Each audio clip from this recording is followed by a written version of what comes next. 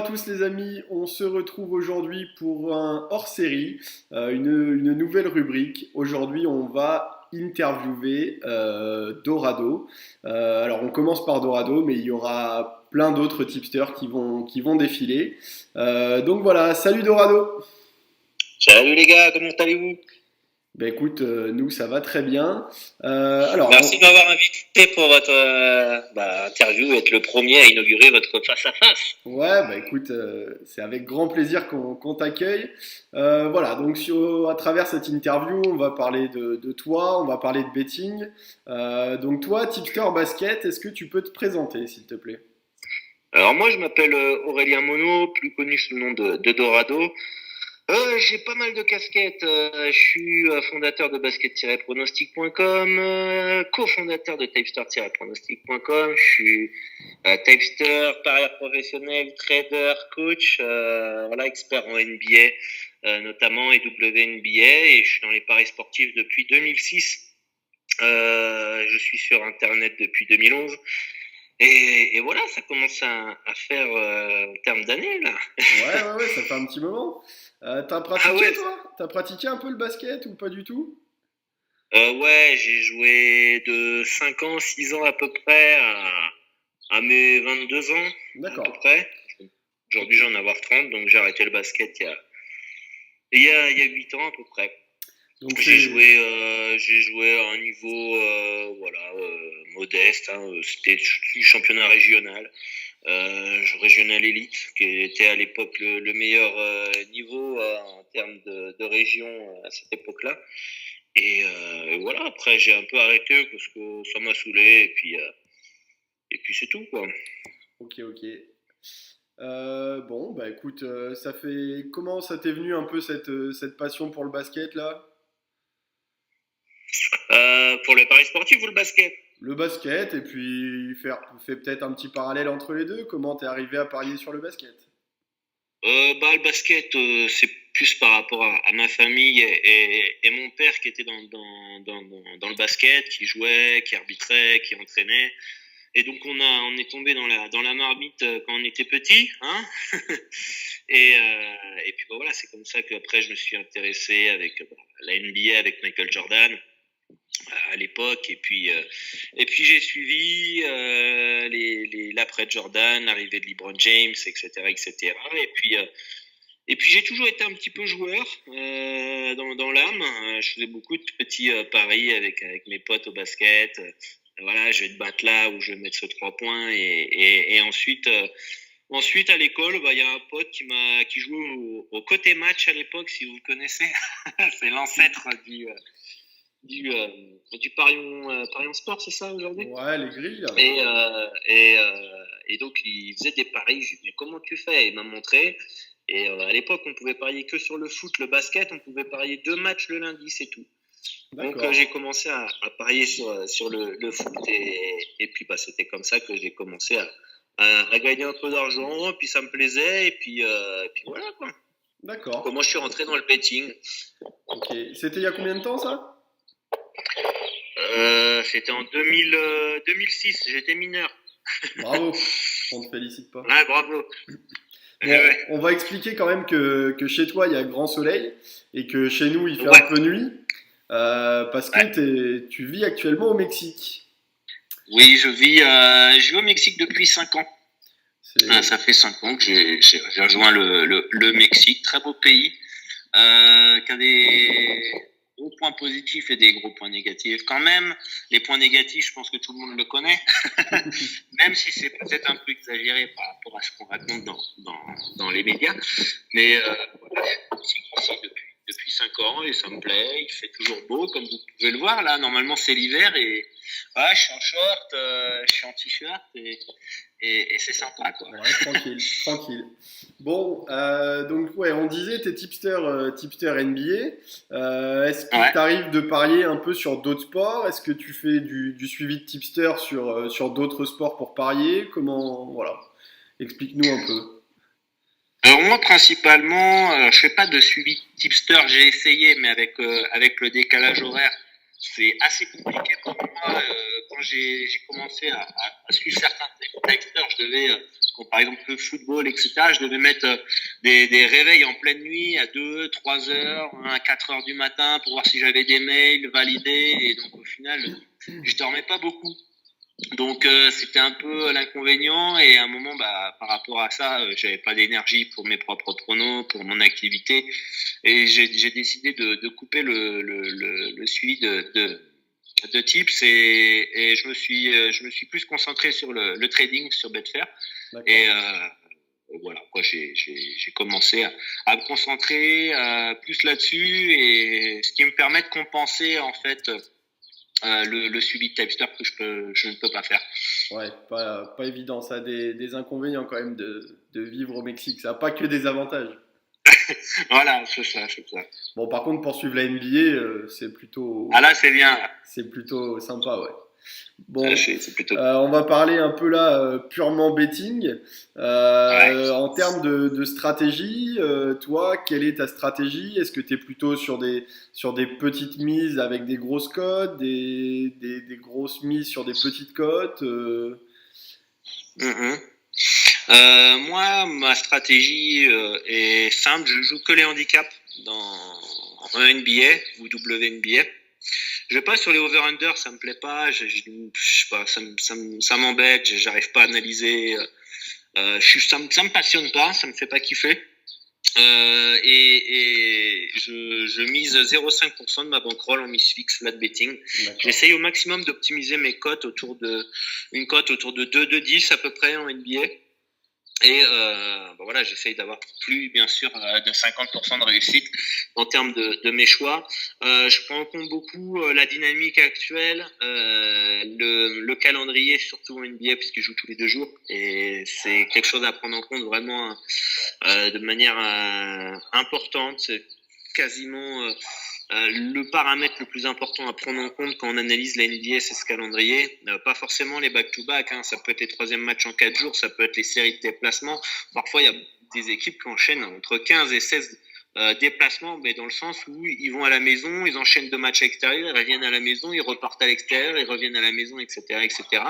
Donc, je me concentre principalement là-dessus et ça, c'est ma stratégie principale, quoi. D'accord, ok. Qu'est-ce que tu utilises un peu comme outil pardon, pour analyser tout ça? Est-ce que tu as des sites, tu as des petits trucs à donner aux personnes qui vont regarder ça? J'utilise beaucoup, comment ça s'appelle, ESPN, Ouais, site d'ESPN pour avoir déjà toutes des informations, le calendrier, les dynamiques, etc. J'utilise beaucoup RotoWorld pour les absences. ouais, Twitter aussi que j'utilise beaucoup pour les absences et les informations. Euh, J'utilise aussi très peu, mais quelques stats avec le site de NBA.com, qui est très bien fait, où les stats sont très très poussés. De toute façon, les stats en NBA ou dans les sports américains, c'est pas ce qui manque. Voilà, c'est principalement ces sites-là que j'utilise pour analyser. ok. Bon, bah écoute, au niveau de ta bankroll, est-ce que tu prends un peu quelques PLT en NBA? Est-ce que tu prends uniquement du court terme? Uniquement du court terme. D'accord. PLT, pareil que le over-under, ça me plaît pas plus que ça. Moi, je mise jamais plus de 2% de ma bankroll si je devais faire des PLT. Et ça m'embête un peu, pour pas dire de gros mots, de bloquer 2% et avoir des gains sur un an, sur une cote à 1,80. Et en NBA, il peut se passer tellement de choses. Il y a tellement de matchs, problèmes internes, des blessures, des retournements de situation, des transferts à la trade deadline, etc., etc., qui peut en fait tout chambouler. Et je suis pas vraiment fan des PLT en ce qui me concerne en NBA, quoi, tout simplement. Ok, ok. Tu nous as parlé donc pas mal de NBA. Est-ce que tu paries un peu sur la WNBA, sur les championnats universitaires, Mhm. tout ça? Alors les championnats universitaires non, parce que je pense que le gros problématique du championnat universitaire, je pense que les informations sont pas si simples à avoir, sauf si on parle anglais. Suivre les matchs aussi, ça n'a pas l'air d'être très très simple, même s'il y a certains bouts qui peuvent les diffuser. Les effectifs changent aussi constamment, donc il faut toujours se renouveler. Il faut quand même une grosse, beaucoup de temps pour pouvoir regarder les matchs, regarder les joueurs, commencer à connaître les joueurs, pour qu'ensuite ils aillent en NBA. Il y a de nouveaux joueurs qui arrivent et réapprendre. C'est beaucoup de temps, je pense, pour la NCAA, donc je la suis pas. La WNBA, oui, je la suis l'été, parce que c'est l'été que ça se passe, de mai à octobre. Donc championnat qui, en fonction des saisons, qui peut être très intéressante. J'ai pas forcément envie de dire que c'est un marché de niche, puisque j'ai constaté que cet été, il n'y avait pas beaucoup de mouvements de cote quand j'envoyais un prono. Et pourtant, il y avait pas mal de gens qui me suivaient, donc j'étais assez surpris. Et qui est aussi très intéressant, très beau jeu. On a eu une très très belle saison l'année dernière. Et par contre, il y a 2 ans, c'était un peu chiant. C'était un peu moche, mais ça peut arriver d'avoir des très beaux matchs aussi en basket féminin. C'est très intéressant. Le rythme est beaucoup plus calme que Ouais. la NBA. Et ça aide beaucoup dans le processus de décision, d'un point de vue mental, d'un point de vue énergie, performance. Et ça, c'est plutôt agréable d'être en détente sur un championnat durant l'été, quoi. Ça permet de garder les bases et le rythme, et pas Ouais. le perdre en stoppant pendant 6 mois et puis revenir et on est un peu bouleversé parce que le rythme, c'est assez, c'est assez hard en NBA. Ouais. Et la WNBA me permet pour moi de me préparer mentalement, physiquement et stratégiquement pour la NBA. En fait, c'est une sorte de pré-saison, on va dire. D'accord. Ok. Bon. On va parler un peu maintenant de diversification. Je sais que tu joues un peu au jeu de l'entraîneur. Alors, on appelle Ah ça oui, un oui. peu comme on veut, le jeu de l'entraîneur, les Fantasy League.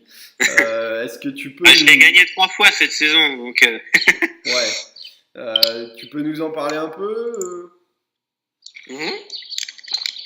Écoute, le jeu de l'entraîneur, je joue pour le fun. Je vois beaucoup de gens dire ah, trop bien, le jeu de l'entraîneur, je vais pouvoir prendre le pactole parce que le premier prend 1 700 €. Et ça augmente en fonction du nombre de joueurs. Mais il y a beaucoup de gens qui tiltent aussi d'ailleurs par rapport à ça, qui veulent se refaire, qui vont dire ouais mais un jour je vais toucher le jackpot, etc.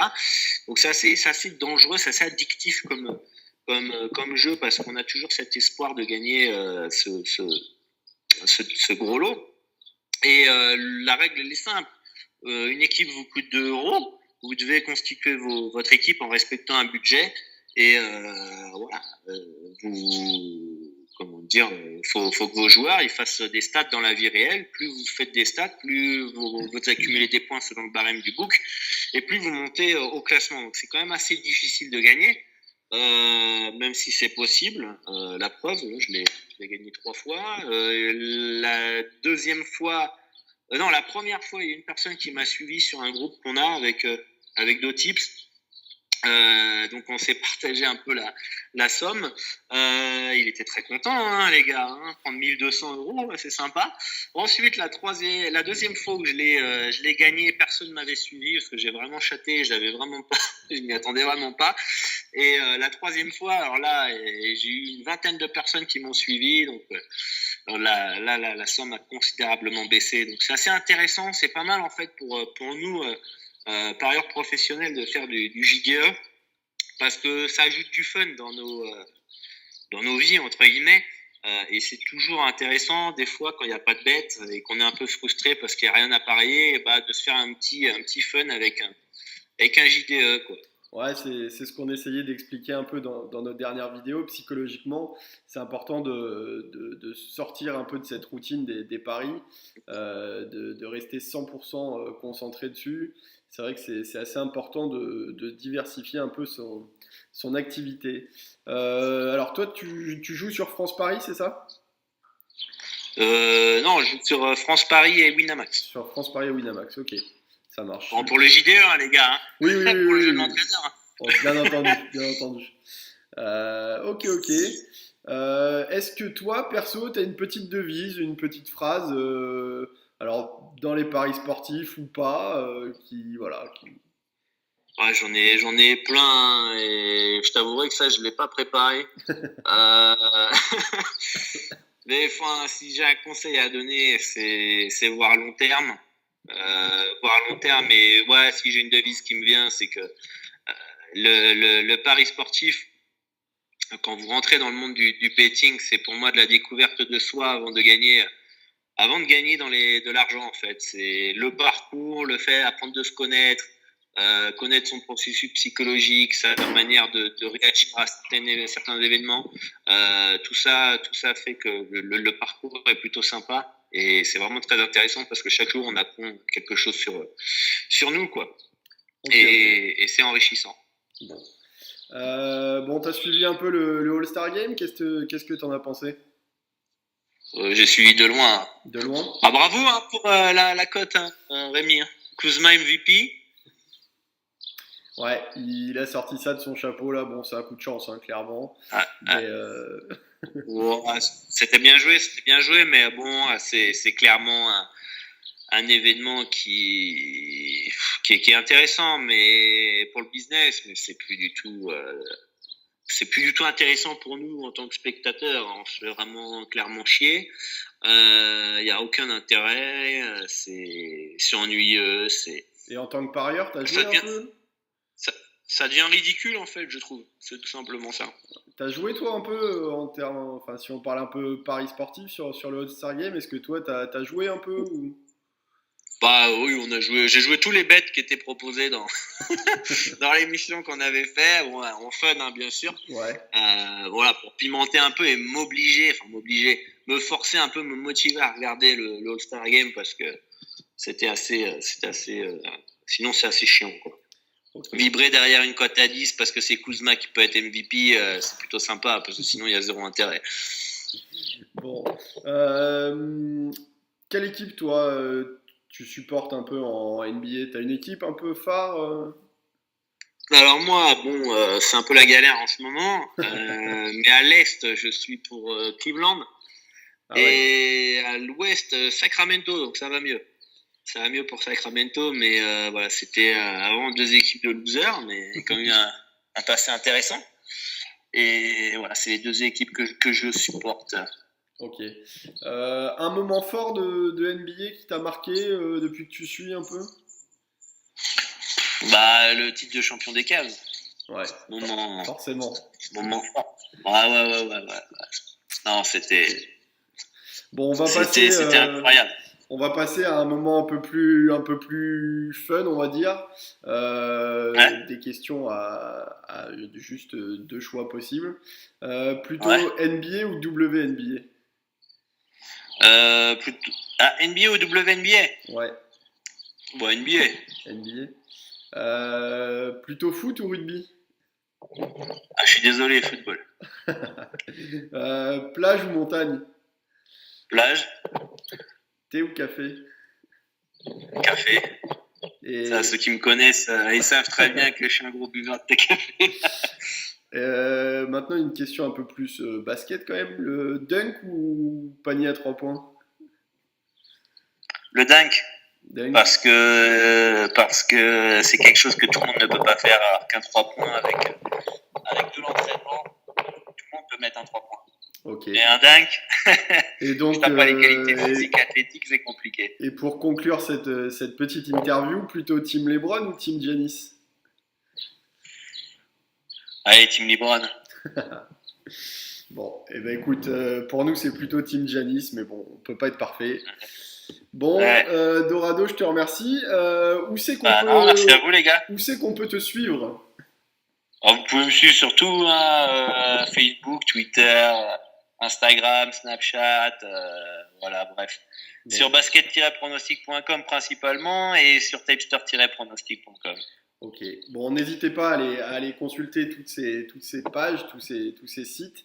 En tout cas, merci Dorado de ta présence. Merci Bah, merci à vous. d'avoir inauguré cette nouvelle émission. Et puis les amis, nous on se retrouve très vite pour des nouvelles émissions, des tiercés, des SI, des vidéos boîte à outils. Ciao, ciao. Ciao.